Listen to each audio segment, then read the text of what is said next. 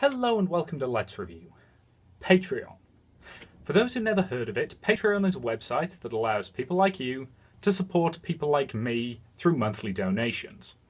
In exchange, I give you things, up to and including the right to choose what game I will cover on this channel.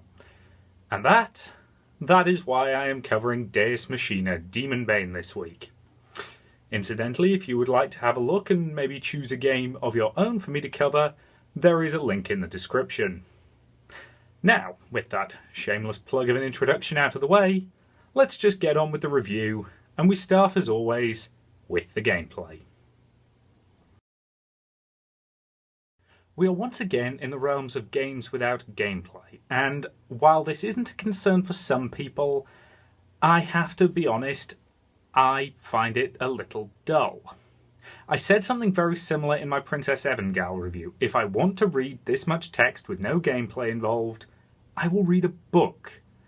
Now, a lot of people feel that that isn't an issue, but let's face it, here there was a lot of potential for some interesting gameplay. Let's face it, the whole game is about a normal man who becomes a powerful mage, fights a lot of bad guys, and occasionally pilots a giant robot. You could have done some interesting things with the gameplay here.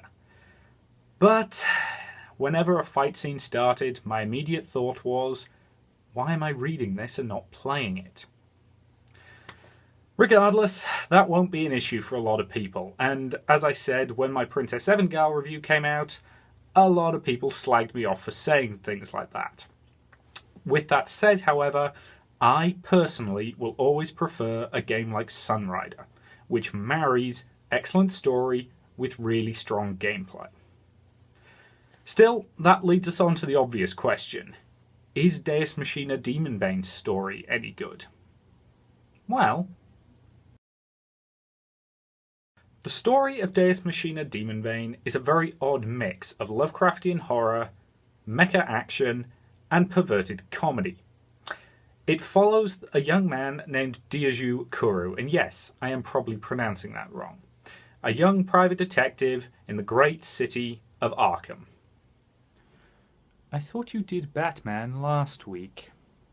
I did, yes, but to be fair, I'm pretty sure the name's just a coincidence, and for the sake of my own sanity and yours, I'll try to avoid Batman references.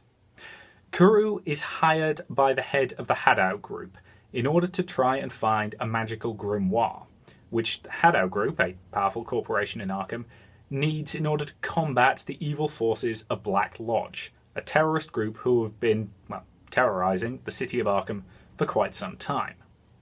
Needless to say, this does not go exactly to plan when a suitable grimoire quite literally falls out the sky and lands arse first on Kuru's face. Since when do books have arses? Well, in this world, particularly powerful grimoires are conscious and can take on human form, usually that of a relatively young girl for some reason.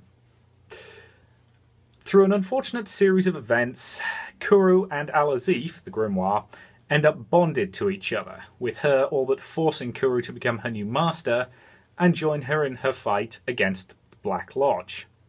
And it's here where the giant robots come in. Ah yes, I was wondering about that.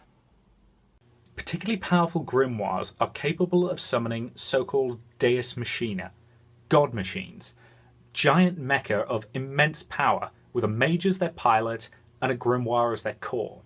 Since the destruction of her last Deus Machina and the death of her previous master, Al-Azif has been on the run, and it is here that she and Kuru stumble across the Haddow Group's big secret, Demonbane, a Deus Machina built specifically to combat Black Lodge. Ah, so that is why they wanted a grimoire then, in order to power it. Correct. If it feels like I'm spoiling more than usual, don't worry. All of that is pretty much set up at the beginning of the game.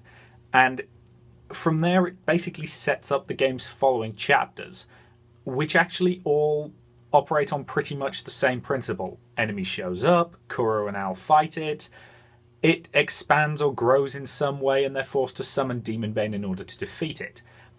In all honesty, it feels almost like individual episodes of a TV show with build-up and climax at the end of each part, but an ongoing story that's worked in throughout. Is that necessarily a problem?